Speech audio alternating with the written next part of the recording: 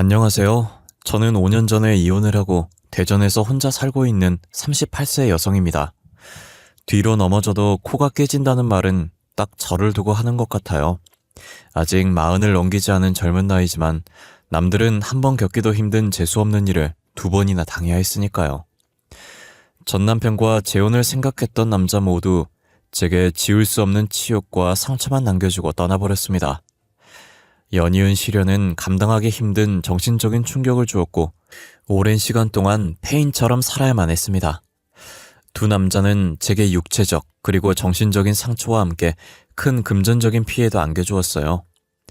몇 년의 시간이 지나면서 마음의 안정을 되찾아서 누군가에게 가슴속에 묻어둔 상처를 털어놓고 위로받고 싶어서 글을 올리게 되었습니다. 제게는 중학교 때부터 늘 붙어 다녔던 단짝 친구가 있었습니다. 민소희라는 친구예요. 중학교 1학년 때 짝꿍이 되면서 친해졌는데 성격이나 생각하는 게 어쩜 저와 쌍둥이처럼 똑같았어요. 그러니 자연스럽게 친해지게 되었죠. 2학년이 되어서는 다른 반이었지만 한 몸처럼 붙어 다니게 되었어요. 학교도 같이 갔고 학교에서도 쉬는 시간마다 만나서 수다를 떨어댔고 방과 후에는 같이 어울려서 공부도 같이 할 정도였습니다. 집에서 잠을 자는 시간만 제외하고 언제나 제 옆에는 소희가 있었어요. 그런데 학생이라면 피할 수 없는 관문인 시험이 다가오자 저는 걱정이 되었어요. 정혜야, 왜 표정이 어두워? 무슨 일 있어? 다음 주에 중간고사 치잖아. 시험이 없는 세상에서 자유롭게 살고 싶다. 그래서 축 늘어져 있었구나. 걱정 마, 우리 같이 공부하자. 내가 수학은 자신 있으니까 어떻게 공부하면 되는지 가르쳐 줄게. 정말이야? 고마워. 소희는 공부를 잘했어요. 반에서 1, 2등을 다툴 정도였고 전교에서는 10손가락 안에 들 정도였죠. 저는 다른 과목은 그런대로 자신이 있었지만 수학은 완전히 가망이 없는 수포자였어요. 숫자만 보면 머리가 아프고 울렁증이 생겼는데 소희가 도와주겠다고 하니 마음이 놓이고 자신감이 생기더라고요. 그날부터 소희와 저는 학교를 마치면 저희 집으로 와서 같이 공부를 했어요. 학교 수업 시간에 선생님이 하는 설명은 하나도 알아들을 수 없었는데 이상하게 소희가 차근차근 가르쳐주자 수학 문제를 어떻게 풀면 되는지 방법이 보였어요. 그래서 소희는 제 친구이자 훌륭한 과외 선생님이 되었죠. 아유, 소희야. 정말 고맙다. 네 덕분에 우리 정혜가 이번 시험에서 성적이 쑥 올라갔어. 자, 이거 얼마 안 되지만 용돈에 보태 써라. 어머, 감사해요. 이런 거 받으려고 한 거 아닌데.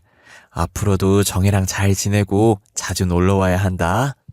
네, 그렇게 할게요. 엄마도 공부를 잘하고 성격이 밝은 소희를 엄청 예뻐하셨어요. 어떤 때는 딸인 저보다 소희를 더 챙겨서 제가 질투를 할 정도였죠. 저희들은 고등학교도 같은 학교를 다녔지만 3학년이 되어서 대학을 결정해야 할 때가 되었어요. 아무리 취향이나 성격이 비슷하다고 해도 같은 대학 같은 과를 갈 수는 없었으니까요. 소희는 워낙 성적이 좋아서 걱정이 없었지만 제 실력으로는 서울에 있는 4년제 대학을 갈 수 있을지 의문스럽기만 했어요.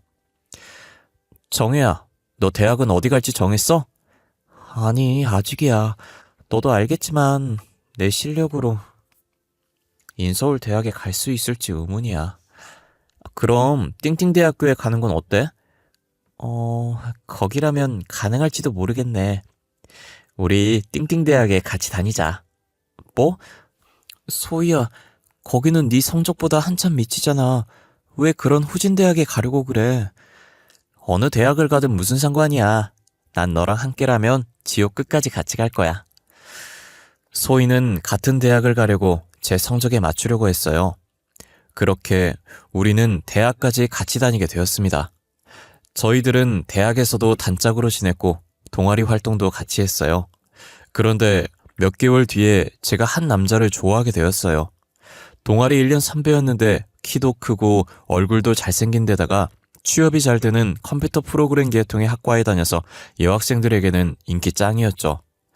저는 그 선배를 마음에 두고 있었지만 감히 대쉬해볼 엄두를 내지 못하고 있었어요. 정혜야, 너 경민 선배 좋아하지? 맞아. 너 어떻게 알았어? 티가 난 거야? 나 티 안 내려고 노력했는데. 야, 우리가 붙어 다닌 지가 벌써 6년이 넘었어. 네 눈빛만 봐도 무슨 생각하는지 훤히 알 수가 있다고. 용기 내서 고백해봐. 나만 좋아하면 뭐하냐? 먼저 고백했다가 차이면 창피해서 학교를 어떻게 다녀? 그럼 내가 다리 놔줄 테니까 잘해봐. 경민 선배 정도면 애인으로는 최고잖아. 그렇게 좋으면 네가 사귀지 왜 나를 경민 선배랑 엮으려고 들어? 무슨 바보 같은 소리야. 네가 경민 선배를 좋아하잖아. 그런데 혼자 속만 태우고 있으니 친구인 내가 나서서 맺어줘야지. 뭐 경민 선배가 마음에 들긴 하지만 나는 적어도 친구의 애인을 가로채는 염치 없는 짓은 안 해.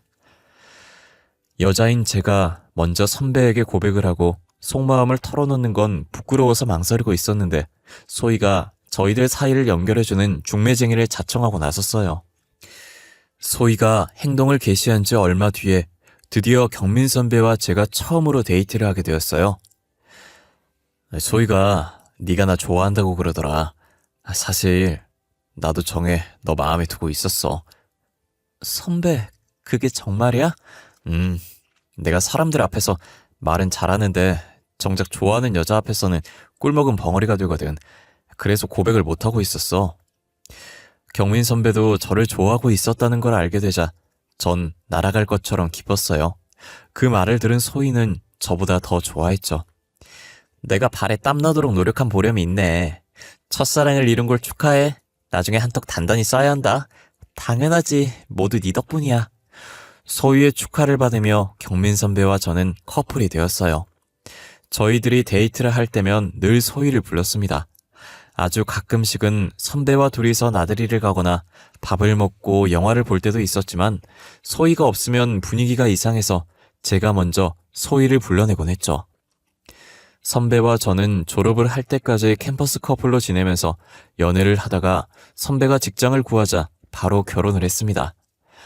저도 직장을 구했는데 아쉽게도 서울이 아니라 대전에 있는 회사에서 일하게 되었어요. 처음에는 서울에서 출퇴근을 했는데 아직 면허가 없었던 저는 대중교통으로 대전까지 출퇴근하는 게 너무 힘들어서 대전에 방을 구했고 남편과는 주말 부부가 되었어요. 금요일 밤이면 서울로 와서 남편과 지내다가 일요일 오후가 되면 대전으로 내려갔어요. 그렇게 3년이 지난 후에야 남편의 행동이 뭔가 이상하다는 걸 알게 되었어요. 여보, 이번 주말에 서울에 올라올 거야? 그럴 거야. 왜? 내가 갑자기 지방으로 출장 갈 일이 생겨가지고 집에 봐도 당신 혼자 지낼 텐데 그냥 대전에 있어. 아, 그렇구나. 알았어. 그럼 다음 주에 갈게. 잘 지내. 사랑해. 나도 사랑해. 남편은 자주 출장이며 다른 핑계를 대면서 주말에 제가 서울로 올라오지 못하게 했어요.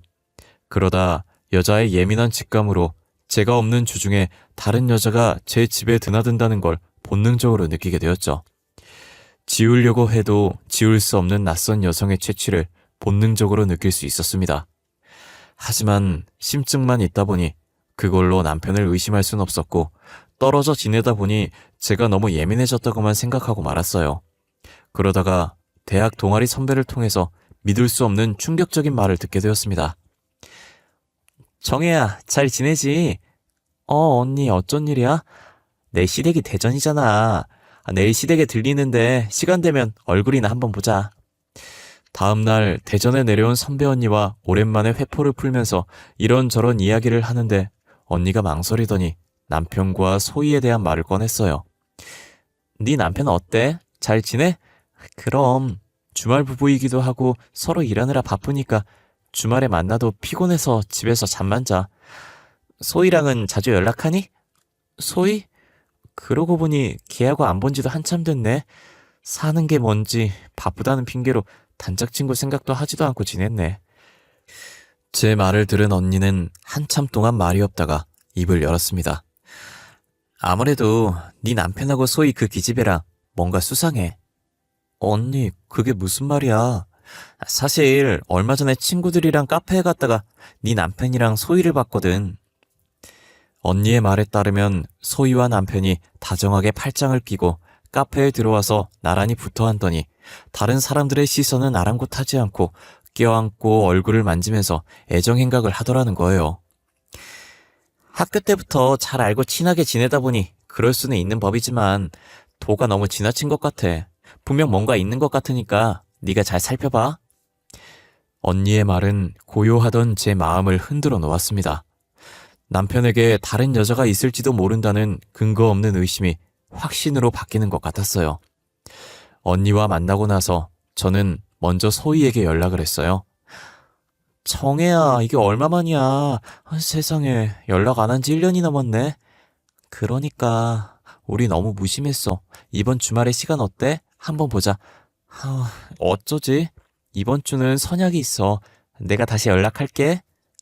소희는 다른 약속이 있다고 했고 얼마 뒤에 다시 연락을 해도 바쁘다고 했어요. 저는 왠지 소희가 저를 피한다는 느낌을 받았습니다. 고민하던 저는 회사에 월차를 내고 주중에 불시에 집에 들이닥쳤어요. 그리고 보지 말아야 할 더러운 꼴을 보고 말았네요. 집 안에 들어가자 안방에서 남녀의 웃음소리가 들렸습니다. 안방문을 열자 남편과 소희가 나란히 침대에 누워 있었죠. 여보, 이 시간에 당신이 어떻게...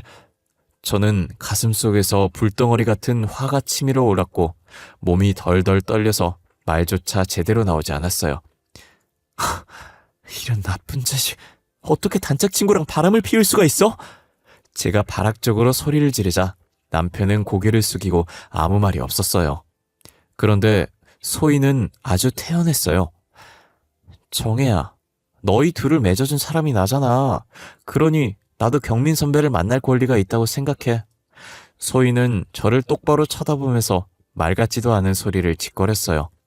저는 참을 수 없는 분노와 모욕감에 소희의 뺨을 갈겨버렸죠. 너 입에서 나오면 다 말인 줄 알아? 너 같은 인간을 직구로 생각했던 내가 부끄럽고 원망스러워. 당장 내 집에서 나가. 소희는 순순히 일어나서 나가버렸고 남편은 그간의 사정을 모두 털어놓았는데 정말이지 기가 막혔습니다.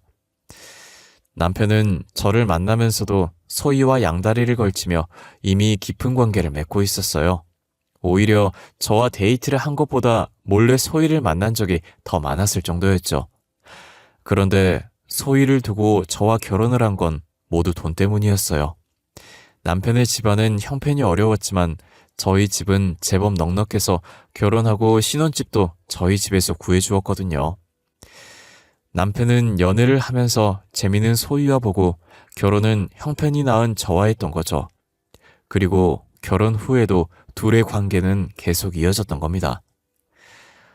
저는 이혼 소송을 했고 얼마간의 위자료를 받고 갈라섰지만 단짝 친구에게 뒤통수를 얻어맞고 남편의 배신으로 인한 이혼의 충격에서 2달이 넘게 헤어나오지 못하고 있었어요. 약간의 대인기피증까지 생겨서 장을 본다든지 꼭 필요한 경우가 아니면 외출도 하지 않고 온종일 집안에서만 지냈습니다. 물론 다니던 직장도 그만두었죠. 번아웃이 온 것처럼 어떤 것에서 흥미가 느끼지 않고 만사의 의욕이라고는 느껴지지 않았어요. 정신과를 찾아가서 상담을 받아보니 우울증 초기 증상이라고 하더군요. 하루 종일 침대와 한 몸이 되어서 누워있으니 온갖 이상한 생각들이 머릿속을 떠돌며 저를 괴롭혔습니다. 그때 저는 극단적인 선택을 하는 사람들의 비참하고 절박한 심정을 몸으로 느낄 수 있었어요. 이러다가 나도 그런 사람들처럼 충동적으로 해서는 안 되는 선택을 하는 건 아닌지 두렵기도 했어요. 그때 선배 언니가 저를 찾아왔습니다. 선배 언니는 살이 쭉 빠진 제 몰골을 보더니 한숨을 쉬었어요. 너 이렇게 집에만 틀어박혀 있다가는 정말 폐인 되겠다. 나는 후배를 남보다 먼저 떠나보낼 생각은 조금도 없으니까 내 말대로 해. 언니는 테니스를 다시 시작해보라고 권했어요. 언니는 고등학교 때는 테니스부에서 활동한 적이 있었고 대학에서는 취미로 테니스를 쳤는데 언니를 따라서 코트에 가서 처음 테니스를 배우게 되었죠. 처음에는 실수 연발이었지만 나중에는 테니스의 매력에 푹 빠지게 되었어요. 몸을 움직이면서 운동을 하면 잡생각이 싹 사라질 거야. 매일 멍하니 누워만 있으면 사는 게 귀찮아지기만 할 뿐이야. 나도 알아, 언니. 그런데 지금은 아무것도 하고 싶은 생각이 없어. 억지로라도 몸을 움직여야 돼. 어서 일어나. 언니는 싫다는 저를 반강제로 끌고 테니스 클럽으로 갔습니다. 언니가 잘 아는 코치가 운영하는 클럽이라고 했어요. 안녕하세요. 최준호라고 합니다. 테니스를 쳐본 적은 있으세요? 네, 대학 때 잠깐 했어요. 오래 쉬셨으니까 기초부터 천천히 가르쳐 드릴게요. 처음에는 언니의 강압적인 권유로 테니스 클럽에 나가기 시작했지만 코치의 자상하고 친절한 배려 덕분에 다시 운동에 맛을 들이게 되었어요. 공에 집중해서 몸을 움직이다 보면 저를 괴롭히던 잡생각은 흔적도 없이 사라져버렸고 사는 게 재미있고 즐겁다는 걸 알게 되었어요. 몇 달이 지나면서 이혼의 상처는 사라지고 대신 새로운 남자가 제 마음속에 들어왔습니다. 바로 그 코치였어요. 그도 제게 호감을 가지고 있다는 느낌은 들었지만 썸만 타고 있었는데 그의 고백으로 연애를 시작하게 되었어요. 정혜 씨도 저처럼 이혼을 한 아픔이 있다고 들었어요. 상처받은 사람들끼리 다시 한번 시작해보는 건 어때요? 전 진심으로 정혜 씨를 사랑합니다. 그의 진심 어린 고백은 제 마음을 사로잡았고 저희들은 뜨거운 연애를 하게 되었습니다. 그와 같이 있으면 전 남편과 연애를 할 때보다 더 설레이고 가슴이 두근거렸어요. 그가 이혼을 한 이유는 아내가 내연남과 바람이 나서 자기 명의를 도용해서 거액의 대출을 받았기 때문이라고 했죠. 아내와는 갈라섰지만 아내가 받은 대출은 고스란히 자기가 감당해야 하는 처지라고 했습니다.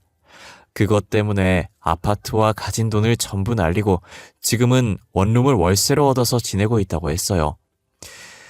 저처럼 배우자에게 배신을 당한 처참한 과거를 가지고 있다고 생각하니 동병상련이란 말처럼 그에게 더 깊은 애정이 느껴졌어요. 저희들은 둘 다 재혼이니 결혼식 같은 건 생략하고 동거를 시작하기로 했죠. 그런데 신혼집을 장만할 여유가 없으니 우선 급한 대로 제가 사는 빌라에서 동거를 시작하기로 했어요. 그는 천성이 낙천적이고 밝은 성격이라 아무리 힘든 일을 당해도 얼굴을 찌푸리는 일이 없었습니다. 인생사 세옹지마라는 말이 있고 비가 온 뒤에 땅이 굳어지는 법이야. 슬픈 일이 지나면 분명히 좋은 일이 따라오는 거야. 항상 밝은 미소로 희망을 가지고 살아가는 남편의 영향 때문인지 전과는 다르게 세상 모든 일이 긍정적으로 보였어요. 이제 살아갈 힘과 용기를 얻어서 저는 예전에 다녔던 회사에 재취업 신청을 했는데 운이 좋아서 받아들여졌어요. 그런데 대전에는 자리가 없어서 서울 본사에서 근무하라는 지시가 내려왔어요. 이번에도 남편과 주말 부부가 되어야 하는 신세가 되고 말았네요. 남편은 아쉬워하면서도 저와 떨어져 지내는 걸 은근히 좋아하는 것 같았어요. 얼마 후에 휴일이어서 점심 무렵까지 늦잠을 자고 있었는데 초인종 소리에 문을 열어주었어요. 그랬더니 낯선 여성이 활짝 웃으며 서 있는 겁니다. 안녕하세요. 저 어제 맞은편 빌라에 이사 왔어요. 떡이라도 돌리면서 이웃들에게 인사를 드리는 중이에요. 새로 오셨구나. 반가워요. 들어오세요. 그녀는 저와 비슷한 또래로 보였는데 저보다 2살 연상이었어요. 내가 언니네. 그럼 말 놓고 지내도 되겠지? 네? 그러세요. 정혜도 나를 언니라고 생각하고 지내. 낯선 여자의 이름은 정민경이었고 초면에 말을 트고 지내겠다는 그녀가 당돌하게 여겨졌지만 그 여자는 저를 오랫동안 알아왔던 동생처럼 자연스럽게 대하기 시작했어요. 처음에는 부담스럽고 낯설었지만 시간이 지나면서 친해지게 되자 저도 그녀를 언니라고 서스럼 없이 부르게 되었어요. 그런데 어느 날 누군가 저를 훔쳐보고 있다는 걸 알게 되었어요. 맞은편 빌라 2층에서 제가 사는 집을 보고 있다는 걸 알게 된 거죠. 창문을 통해서 햇빛에 반사되는 망원 렌즈를 발견하고 말았습니다. 그 집은 민경 언니가 살고 있는 집이었어요. 그렇다면 민경 언니가 저를 훔쳐보고 있다는 말이 되는데 이해할 수가 없었죠. 처음에는 제가 오해를 했다고 생각했지만 그녀가 저를 지켜보는 은밀한 시선을 확실히 느낄 수 있었습니다. 그렇다고 경찰에 신고를 할 수도 없고 언니를 찾아가서 왜 저를 감시하냐고 따지기도 애매한 상황이어서 모른 척하고 지냈는데 우연히 부동산 사장님과 이야기를 하다가 민경 언니가 저를 계획적으로 훔쳐본다는 걸 알 수 있었어요. 공과금 문제로 제가 전세로 사는 빌라의 관리를 맡고 있는 부동산 사장님을 찾아간 적이 있었는데 그때 사장님은 민경 언니가 조건이 더 좋은 다른 집은 놔두고 맞은편 빌라를 고집했다는 말을 해주었어요. 창문을 통해서 한참 동안 밖을 쳐다보더니 그 집으로 들어오겠다는 거야. 내가 더 좋은 집을 보여주겠다고 해도 막무가내로 싫다고 하더라고. 부동산 사장님이 대수롭지 않게 흘린 말이 제게는 확신을 주었어요.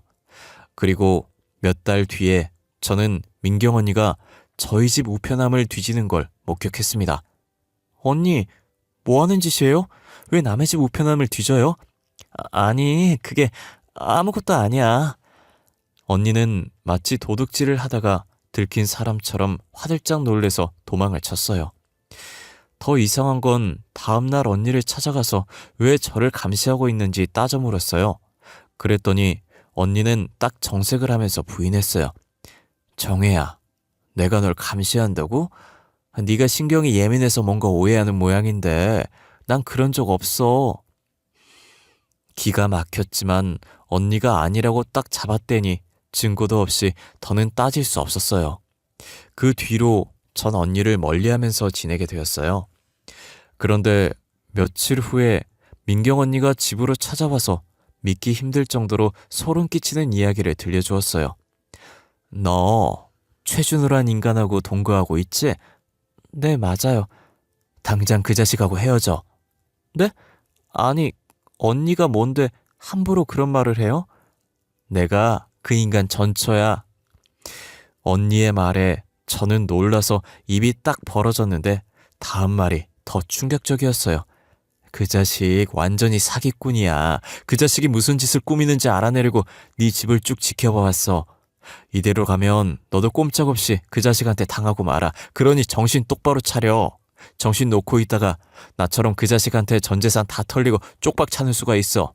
자, 이거 봐. 언니는 제게 여러 장의 사진들을 보여주었는데 사진 속에는 남편과 낯선 여자가 방 안에서 뒤엉켜 있는 낯뜨거운 모습들이 들어있었어요.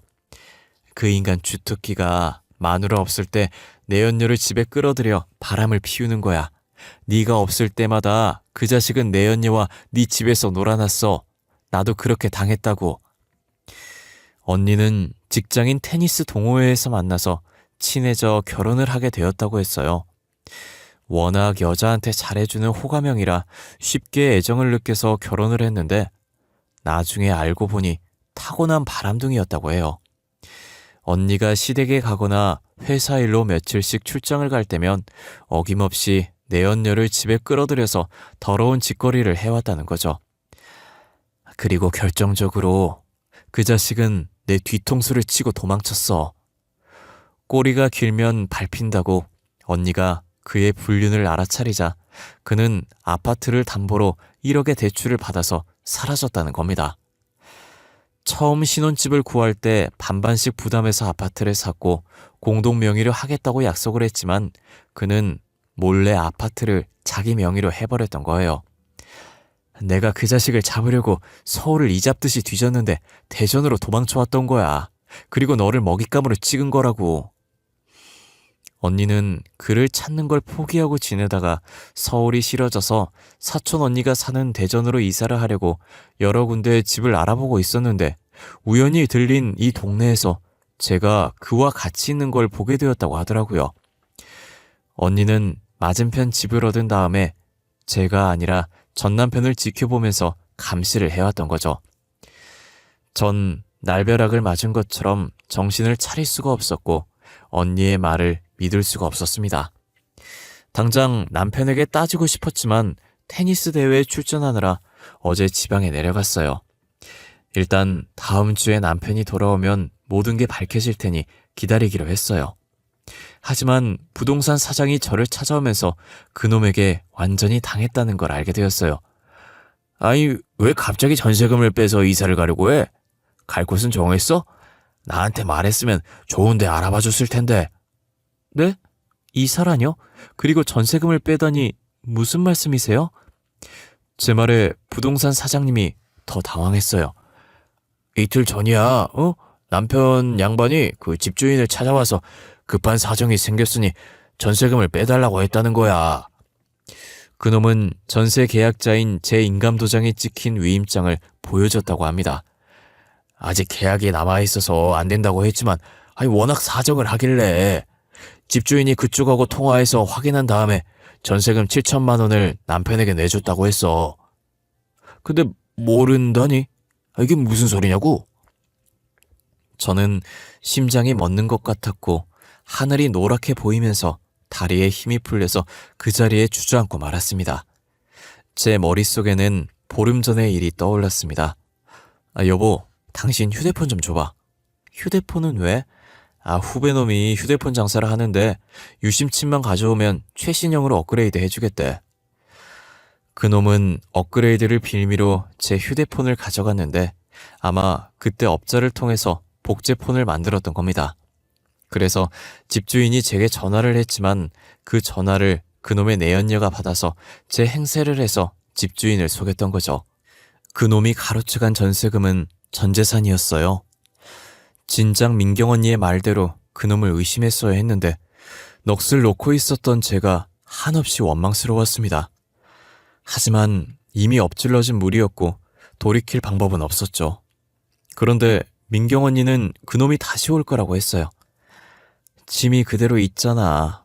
내 생각에 그놈은 다시 와서 자기 짐을 챙겨갈 거야. 언니, 전세금까지 모두 챙겼는데 무슨 미련이 남아서 다시 오겠어. 다 끝났어. 아니야. 그놈은 내가 여기 있다는 거 몰라. 네가 서울에 있는 날을 골라서 다시 올 거야. 나한테 맡겨. 나도 그놈한테 당한 걸 갚아야 하니까. 전 민경 언니의 말을 믿지 않았지만 그냥 언니가 하는 대로 내버려 뒀어요. 저는 회사에 사정이 있다고 말하고 휴가를 냈습니다. 그리고 이틀 뒤에 그놈은 내연녀를 데리고 집으로 왔어요. 아무도 없을 거라고 생각하고 마지막으로 짐을 챙기러 왔는데 그들을 맞이한 사람은 민경 언니였어요. 어머, 자기야, 오랜만이야. 야반도주 하듯이 도망치면 내가 못 찾을 줄 알았지? 언니를 본 그 인간은 저승사자를 만난 것처럼 놀라서 멍한 표정으로 얼굴이 하얗게 질려서 아무 말도 못하고 서 있다가 곧 정신을 차리고 냅다 도망을 쳤어요. 하지만 제가 부른 경찰이 그를 잡았습니다. 최진호 씨, 당신을 사기죄 및 사문서 위조 혐의로 긴급 체포합니다. 이거 나요. 나는 아무 잘못이 없어요. 죄 없는 사람한테 왜 이래요? 그놈은 아직도 정신을 못 차리고 발악을 했지만 민경 언니는 그 인간의 뺨을 갈겨버렸습니다. 죄가 없어? 지나가는 똥개가 들어도 웃겠다. 네가 무슨 짓을 저질렀는지 몽땅 까발려 줄 테니까 각오 단단히 해. 이젠 제 차례가 되었죠. 그는 울면서 잘못했다고 용서해달라고 했지만 어림도 없는 소리였어요. 넌 배신당한 상처가 아직 아물지도 않은 내 가슴에 소금을 뿌리고 전 재산을 가로챘어. 나쁜 자식. 내 눈에서 피눈물이 나도록 만들어놓고 용서해달란 말이 나와? 여보, 내 잘못이 아니야. 전부 저 여자가 꾸민 짓이야. 난 그저 시키는 대로 한 잘못밖에 없어. 그러자 옆에서 듣고 있던 내연녀가 소리를 질렀어요. 뭐라고? 이런 미친 자식. 아니에요. 이 자식이 하는 말 믿지 마세요. 전 이 인간이 총각인 줄 알고 만났어요. 정말이에요. 내연녀는 저희들의 눈치를 보다가 집 밖으로 나가려고 했지만 경찰은 그녀도 경찰서로 같이 가야 한다고 말했고 둘은 나란히 경찰에 연행되어 갔어요. 죄가 없다면 풀려날 것이고 죄가 있다면 처벌을 받게 되겠죠. 지금 저는 남편과 바람을 피운 내연녀를 상대로 소송을 준비하고 있습니다. 변호사는 그녀가 전 남편이 유부남인 걸 알면서도 만났다면 상간녀 소송을 진행할 수 있다고 했거든요. 얼마 전에 만난 내연녀는 여전히 자기는 남편이 총각인 줄 알았다고 잡아댔지만 전 남편이 했던 말과 여러 가지 확실한 증거들을 가지고 있어서 끝까지 소송을 밀어붙일 생각입니다. 제가 너무 사람을 잘 믿는 건지 남자에게 큰 상처를 2번씩이나 받아버린 저는 이제 모든 사람이 다 의심스럽고 믿지 못하는 지경에 이르렀어요. 두서없는 제 하소연을 끝까지 들어주셔서 감사드리고 언젠가 사소한 일에도 감사하는 마음을 가지고 살아간다면 행복은 저절로 따라올 거라고 믿고 싶습니다. 여러분들의 건강과 행복을 기원하면서 글을 마치겠습니다.